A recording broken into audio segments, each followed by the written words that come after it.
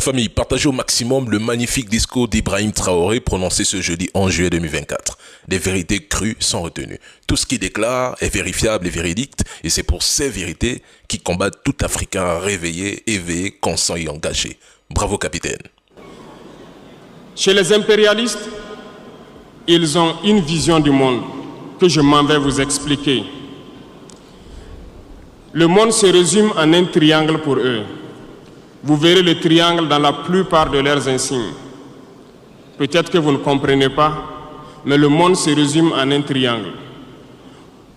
Pour eux, au sommet du triangle se trouve l'empire du bien. Et l'empire du bien, c'est eux. C'est la prospérité, c'est tout ce qui est positif. C'est eux qui ont droit à tout ce qui est bonheur sur ce monde. C'est eux qui ont droit à toutes les richesses. C'est à eux d'imposer leur manière de voir le monde. C'est à eux d'imposer leur vision, leur mode de vie. Voilà pourquoi pendant la colonisation ou leur conquête, je dirais, ils venaient vers nos terres et ils disaient qu'ils ont découvert nos terres parce que pour eux, nous sommes des sauvages. Nous n'avons rien de comme eux, en fait. Donc, ils nous appelaient des indigènes et c'est eux, le peuple. Ils s'arrogent tous les droits.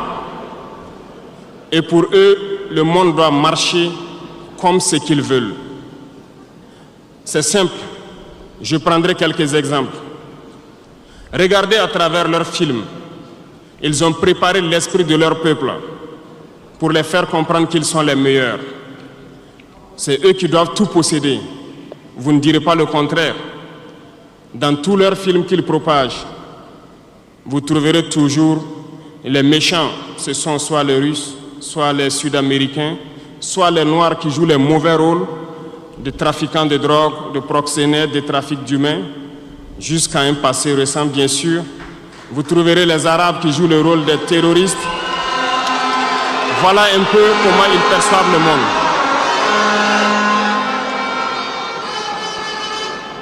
Quand je prends sur le volet économique, qui parmi nous n'a pas traité les produits chinois de produits Shintok, comme on aimait l'appeler, de mauvais produits? Mais aujourd'hui, j'ai pu vous dire qu'on a tout tort.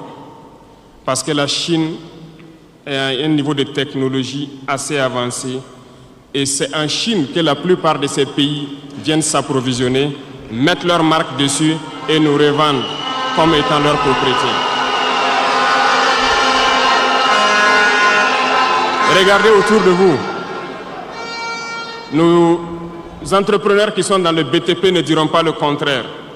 Tous leurs engins aujourd'hui sont chinois. Ceux qui font le transport ne diront pas le contraire. Ils nous ont menti parce que nous avons fait le tour du monde un peu dans ces 20 mois pour chercher des entreprises, pour chercher des usines. Et nous avons compris que tout revenait là-bas. Mais par leur communication, ils nous ont amenés à détester tous les produits chinois, à vouloir nous faire comprendre que ce qui est bon venait de chez eux, pas forcément d'ailleurs. C'est simple.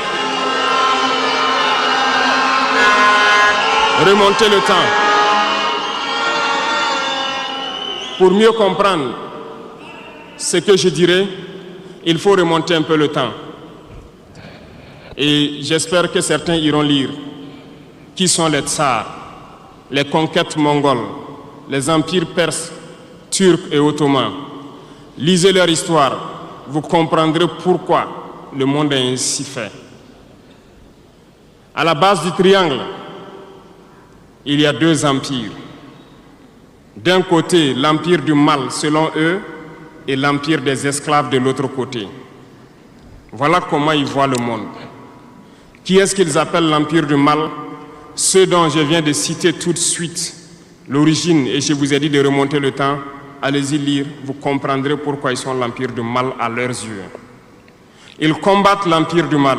Pour eux, l'empire du mal doit disparaître. Pour eux, l'empire du mal incarne le diable. Ils communiquent et ils le font comprendre à leur peuple ainsi. Voilà pourquoi après la Seconde Guerre mondiale, dans les années 80, je prendrai le cas de la Russie où tous les stratagèmes ont été mis en œuvre pour l'effondrer avec le président Gorbatchev. Aux États-Unis, c'est le président Ronald Reagan qui était à la manœuvre. 3 stratagèmes principaux ont retenu notre attention. Ils sont allés donc au niveau de l'Arabie Saoudite les demander de baisser le prix du pétrole de 35 $ à 7 $ pour faire écrouler l'économie russe. Parallèlement à cela, le deuxième stratagème, n'oubliez pas quelque chose, ces mêmes personnes qui viennent de quitter l'Afghanistan, soit disant qu'ils combattaient les talibans ont été reçus par le président Ronald Reagan à la Maison-Blanche. Ils ont été armés par la CIA. Les fameux missiles Stinger, Sol-Air, ont été livrés aux talibans pour combattre les Russes. Et plus tard, ils viennent supposer les combattre. Allez-y comprendre. Le troisième stratagème, c'était un bluff. Le projet IDS, Star Wars.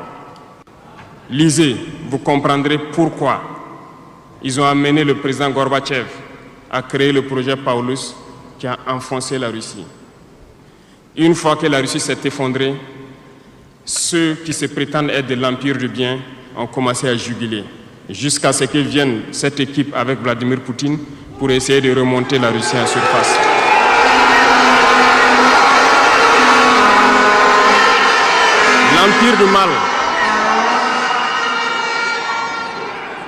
L'Empire du mal, selon eux, a beaucoup souffert. Regardez l'Iran aujourd'hui, toutes les sanctions possibles. Regardez comment ils qualifient certains peuples. Par la communication, ils peuvent arriver à vous amener à faire détester un peuple ou à aimer un peuple. Ils sont très forts dans la communication et ils passent par tous les canaux possibles. Regardez les guerres qui sévissent. Ils ont tout inventé pour leur propre intérêt. Et enfin, l'empire des esclaves, selon eux, c'est l'Afrique et certains peuples d'Amérique du Sud. Dans leur tête, comme je le disais dernièrement, l'Afrique les appartient, nos terres les appartiennent, les richesses de l'Afrique sont pour eux. Et ils ne peuvent pas concevoir que des Africains puissent s'émanciper, sortir la tête de l'eau et vouloir donc les tenir tête. Et pour cela, ils se sont mis un cliché en tête. L'Africain est facile à manipuler, il n'est qu'émotion. Ils trouveront toujours un Africain pour lutter contre son frère. Et ça a toujours été comme ça. Par la communication, ils vous ont amené à détester votre propre couleur de peau. Dans nos cultures, et dans beaucoup de cultures, au Burkina Faso ici, le deuil était symbolisé par la couleur bleue. Lorsqu'une femme perd son mari, elle portait donc des tenues de couleur bleue pour faire son deuil pendant un temps donné. Ce sont eux qui sont venus vous dire que le noir symbolise le deuil, le diable, la médiocrité, tout ce qui est mauvais. Et malheureusement, nous avons tellement avalé ça que lorsque nous sommes en deuil, nous nous mettons également en noir. Il faut que nous nous réveillons. Il faut que nous nous réveillons parce que voilà le cliché qu'ils ont en tête. Eux, ils sont l'empire du bien, d'autres sont l'empire du mal et nous, nous sommes l'empire des esclaves. Alors la famille, je ne pense que je ne vais rien ajouter ici. Il a tout dit. Tout ce que je peux dire, c'est rendez-vous pour la partie 2. Elle est encore plus tranchante.